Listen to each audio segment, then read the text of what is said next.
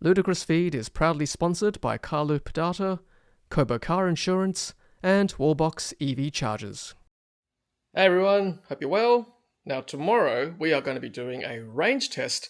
Finally, a highway range test going at 110 kilometers an hour in my BYD Seal Premium here in Sydney, Australia. I'm going to be driving from Sydney to Newcastle. That's a distance of about 150 kilometers from here to Newcastle CBD, and then I'm going to turn around and drive back again. So that's about a 300 kilometer distance. I could go further, but I think Sydney to Newcastle is a practical distance that a lot of people would relate to. They may need to do that for work or even for business or for leisure to get to that distance and back again as a day trip from Sydney. So I think that's a reasonable range test. And then from there, we can extrapolate what the real world range is from there. Yeah, so currently I've got it on 69% state of charge. I didn't plan that, by the way.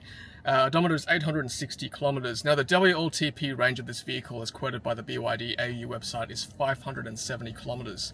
So we'll see how far we can get exactly. So far for the last 50 kilometers, it's saying that the efficiency is 15.7 kilowatt hours per 100 kilometers. So we'll see how low that number goes on the highway, or even if it goes up at all. I'm not too sure, so we'll find out. And I'll also reset the trip computer, so let's do that right now. We'll just push this button here to trip A, and let's just we'll leave trip A as like a lifetime kind of trip computer. We'll go to trip B and reset that one.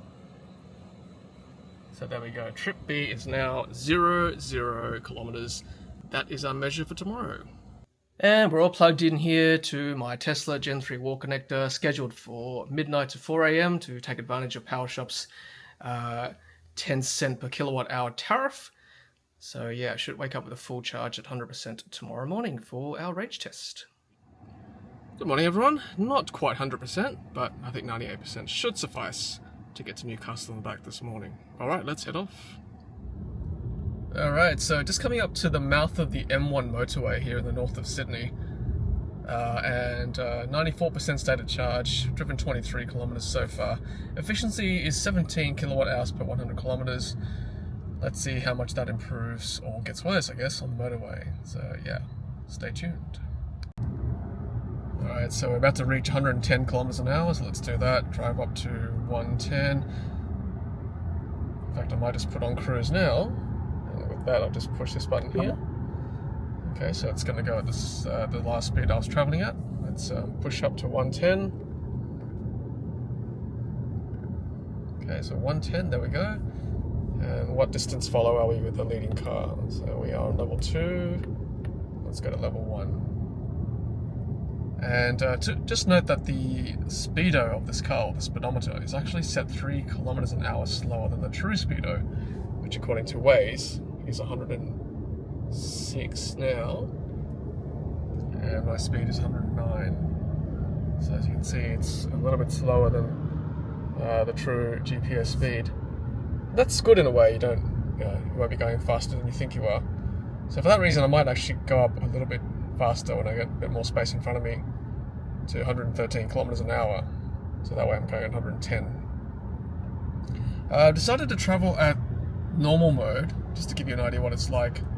It's a bit of a compromise between eco and performance. I really don't like eco mode too much. I like having the aircon running and responsive steering, good acceleration. I know the manual says to keep it on eco mode for the first 1,000. I tried that, or first 1,000 kilometers, but I really got quite impatient with eco mode. So as a compromise, I'm going to drive on normal mode, and then when I hit 1,000 kilometers, I might go back to performance mode. I'm not too sure why the manual says that. If someone can tell me why that is. I know it also says to not drive too quickly and don't punch the accelerator too much. That I understand, I guess. It's very legacy ICE kind of advice, isn't it? Yeah, I don't think there's such advice from Tesla with regards to driving a bit slower, a bit more carefully in the first 1,000 kilometers. I know with ICE cars, they tell you to brake the car in the first 1,000. But I'm not so sure that applies to battery electric vehicles either. Anyway, so what I'm going to do is drive to 113 and then pop on the cruise like that, because you can't actually go up by 1 kilometer an hour increments in this car. Every time you tap the speed set up and down, it goes up and down by 5 kilometers an hour instead. There we go, 112 now, and it's showing 110 up on the Waze GPS. So I've decided to navigate to Heatherbrae Pies. I was going to navigate straight into Newcastle CBD, but I think I'm going to try to avoid any potential traffic in Newcastle and instead use a roadside stop in Heatherbrae Pies at Raymond Terrace. That way I can grab a cup of coffee as well at 9 o'clock, which would be just perfect at coffee o'clock. So we're looking at probably doing 150 kilometres from my home to Newcastle, or at least to Heatherbrae Pies, and then return trip will be 300 kilometres, which will be a nice little range test for the BYD Seal premium trim. So if you watch me often enough on YouTube, you'll know that I rave on about Waze. It's even better on the big screen like this. You can see, potential hazards, police radar. There's one coming up apparently. And yeah, it's such a great tool, especially on a big screen like this.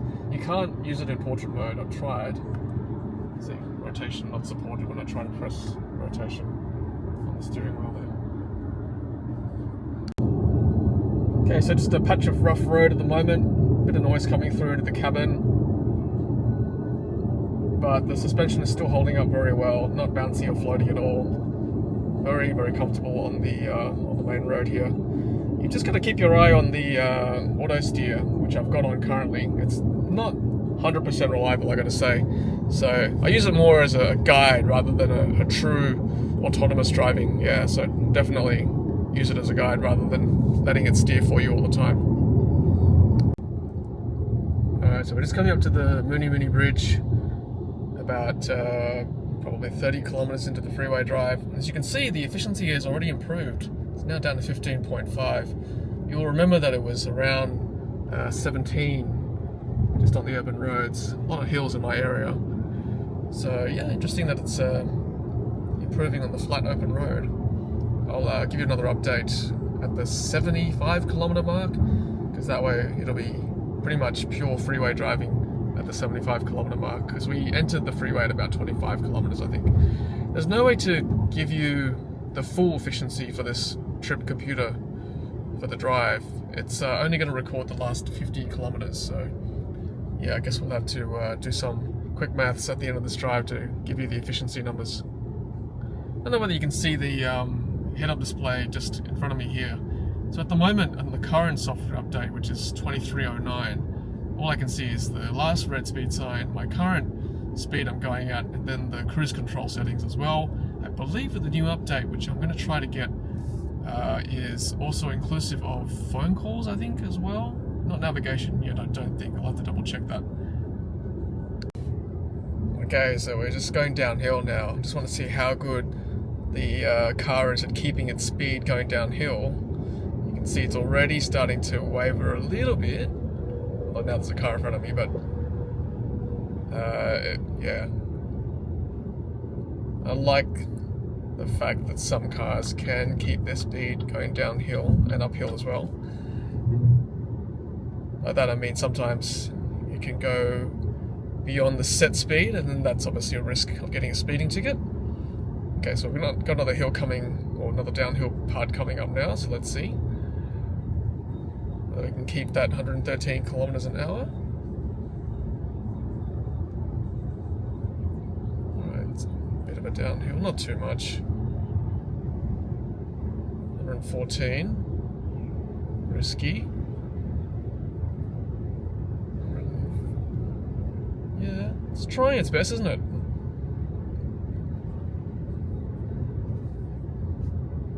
Not too bad.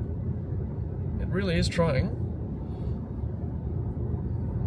Okay, look, I'll pass that, or pass conceded.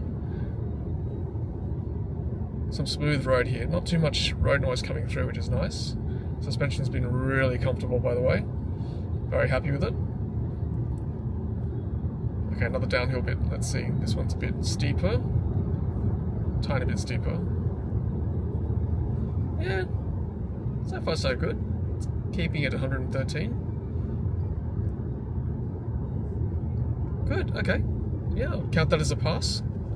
Change lanes. Autosteer disabled just briefly, and then when I make it back to my lane, green comes back on automatically. Nice.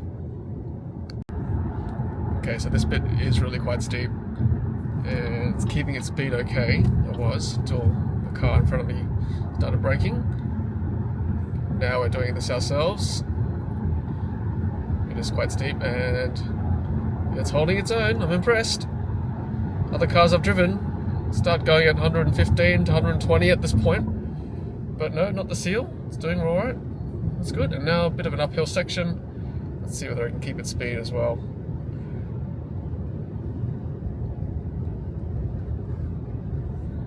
See how we're going at 112, speedo is going 109, so it's definitely still 3 kilometers an hour slower. And uphill, same thing, it's keeping its speed. Very good. Very happy with that. Good job, Seal. Good job. Efficiency is now down to 15.2. Saw it at 14 at one section, but 15.2 for now. Battery's down to 86%.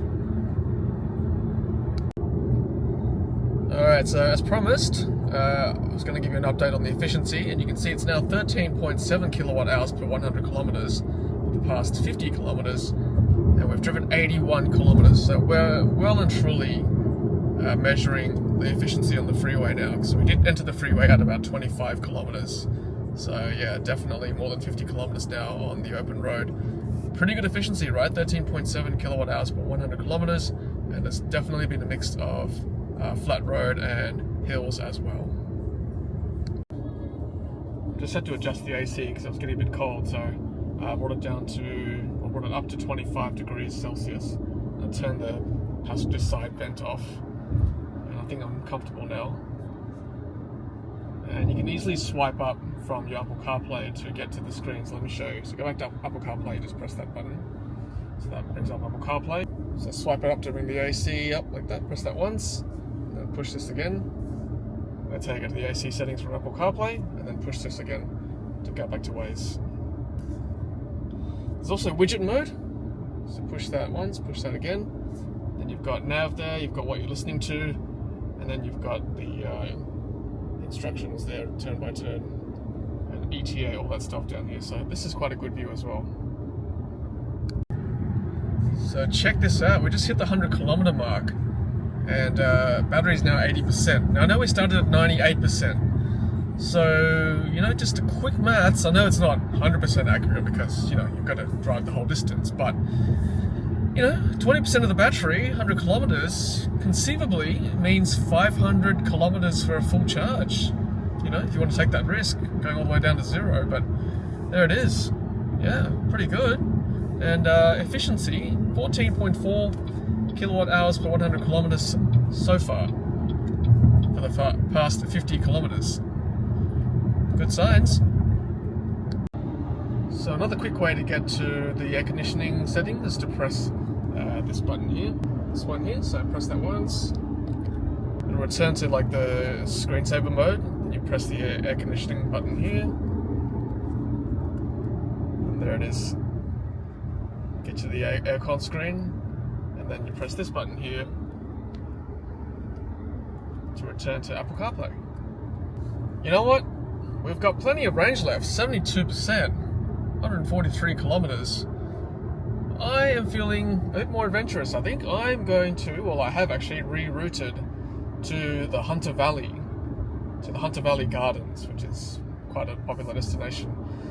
And yeah, I think that could be quite relevant too. A lot of people do go to the Hunter Valley for a day trip, so you know, this could be quite relevant, that you could go to the Hunter Valley from Sydney and return without charging the car. So yeah, this could be quite a good test. So I have rerouted, and it's not much further, probably another 20 minutes more than I would have driven anyway. We've got time for that, so let's do it. Let's go to the Hunter Valley and show that it can be done. Getting there from Sydney and back without charging in the BYD Seal. Okay, so we're no longer travelling at 110, but that's okay. Just a slight detour to the Hunter Valley from here. The bit of construction as well on the side of the road there. Let's see what the efficiency is doing. 14.5 kilowatt hours per 100 kilometers, 150 kilometers into our drive, 71% state of charge, so plenty of reserve. So yeah, things are looking good, that you could definitely drive to the Hunter with lots of charge.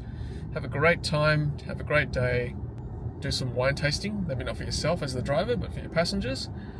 And then drive home. So yeah, looking forward to this unexpected twist in our efficiency test today.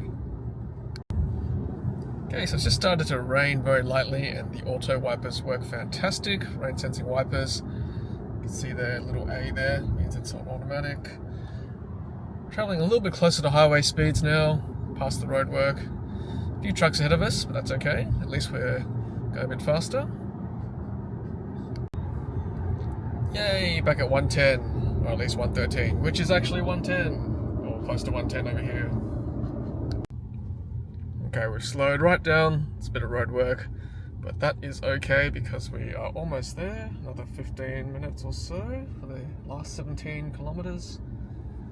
And we are looking in really good shape, 67%. Alright, so we're clearly in the Hunter Valley now. Lots of wineries around, lots of reception venues. Almost at our destination, and I am starting to get a bit desperate for coffee.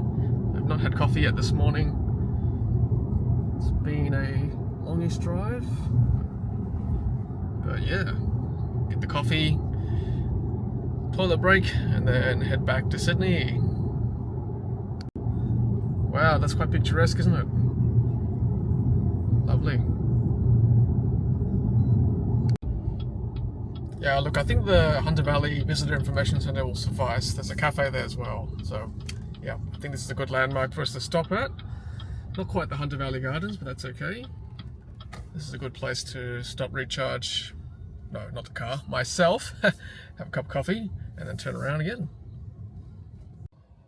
So yeah, score check at the halfway point, 64% state of charge. We left Sydney at 98%. We've done 186.3 kilometres. Fantastic. Welcome to Wonnarua country. Thank you. Hunter Valley Information Centre. Let's hope the cafe's open. It's not a bad little rest stop here. Some sitting areas. Sweet elixir of life. Thank you, coffee. Alright. Oh, little airport over there. Alright, let's head back. Alright, it's time for us to head home. Let's do it. Okay, so I'm personally recharged. Got a bit of coffee on board now. I'll drink the rest on the road trip back. And the car's not recharged. That's okay. We've got 64% left. Plenty to go. Let's head home back to Sydney. Get there at 11:30. Back to my place. 1 hour and 54 minutes, 149 kilometers remaining. Let's do it.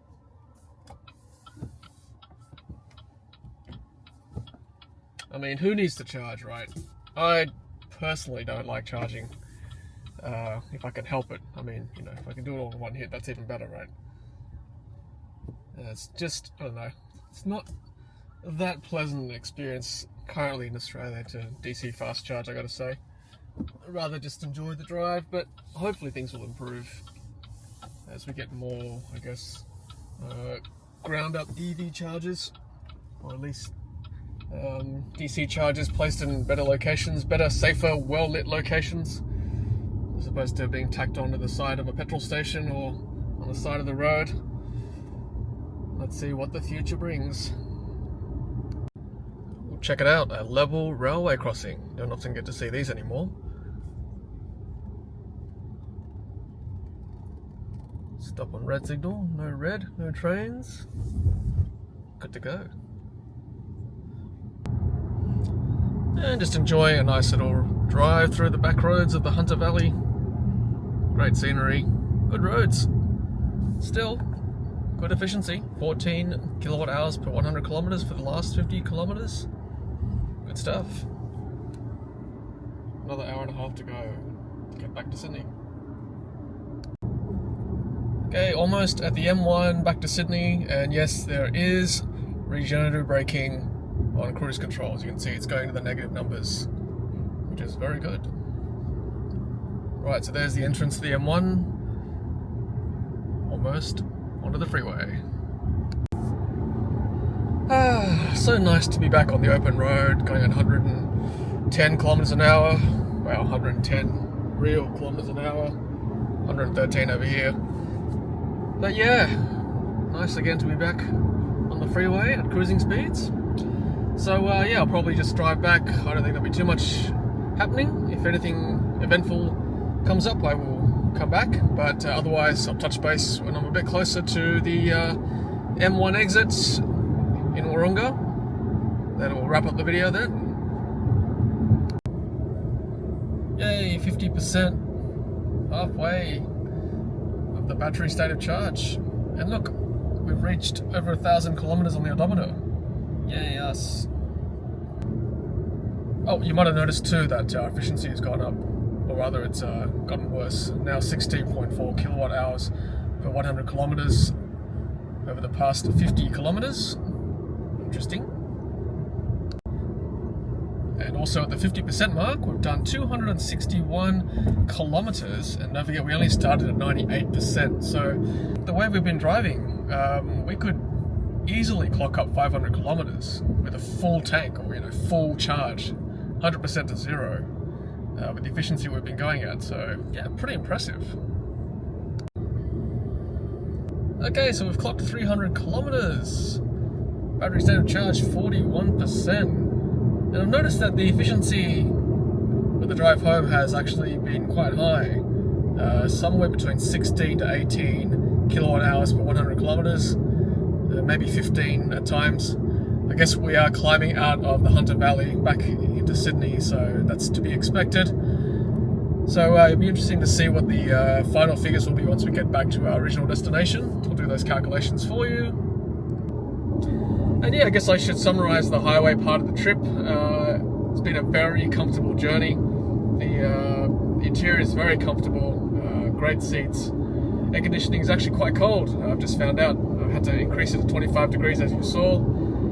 Suspension's been very good, very stable. Ride quality is excellent. A little bit of road noise coming through on the bumpy sections, but mostly pretty good, honestly.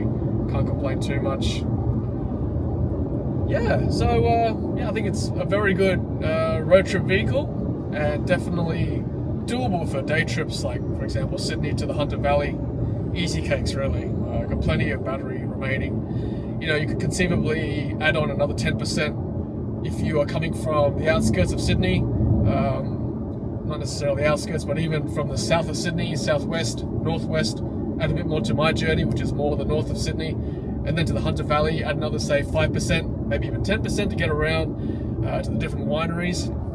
So yeah, I expect to get home with probably about 30 to 35%. So if you add on another, say, 15 to 20% on top of that, you probably get down to 10% charge. So I think, yeah, it's still very much doable for a day trip to the Hunter Valley and back, no matter which part of Sydney you're from, and no matter which part of the Hunter Valley you want to go to, which winery. I think it's very much doable without having to charge the vehicle all day. So yeah, very impressed with the Seal so far. Audio system's good too. Again, I always make the comparison to Model 3, Model Y. Probably not as good as that quality, but honestly, no complaints from me. Not even going to consider adding aftermarket audio system. It's definitely good enough for my ears. Used TuneIn pretty much all day, so the internet hasn't cut out at all on the M1. So I've been very happy with that. Yeah, had a very, very pleasant experience in the Seal. Alright, we're coming up to the end of the freeway section of our test. Here we are in Wahroonga, hopping off the M1 and back onto the Pacific Highway. Yay, we're back! And final stats for the journey. 335.9 kilometers driven, and 35% state of charge. We did start the day with 98% state of charge, which means that we drove 63% of the battery, equating to 52 kilowatt hours, because the full pack is 82.56 kilowatt hours of usable battery. And so the projected range, using my calculations, is 533 kilometers if you were to drive from 100% to 0%, which means that the efficiency of the drive today is 15.5 kilowatt hours per 100 kilometers. Now this is just for the last 50 kilometers, but if you were to take the entire 335 kilometers, then The efficiency is 15.5 kilowatt hours per 100 kilometers. Please feel free to double check my maths, but that's not a bad efficiency really, considering it's such a heavy car. Now the Model Y, we did drive to Queensland, and that was more like, I think from memory, 145 to 150 watt hours per kilometer, so a bit more efficient than the Seal. I will be doing a part 2 of this video where I will be driving the rest of the battery pack, or at least getting it down to 10% as much as I can, to see whether we can get closer to 500 kilometers. So stay tuned for part 2 of this video. But for today, as you saw, we can get from Sydney to the Hunter Valley and return with 35% battery spare to account for any part of Sydney and a lot of the Hunter Valley, depending on where you want to go to taste some wine. Alright everyone, well thank you so much for watching. That's it from me, Tom from Ludicrous Feed. Hope you enjoyed today's video. Until next time, happy charging.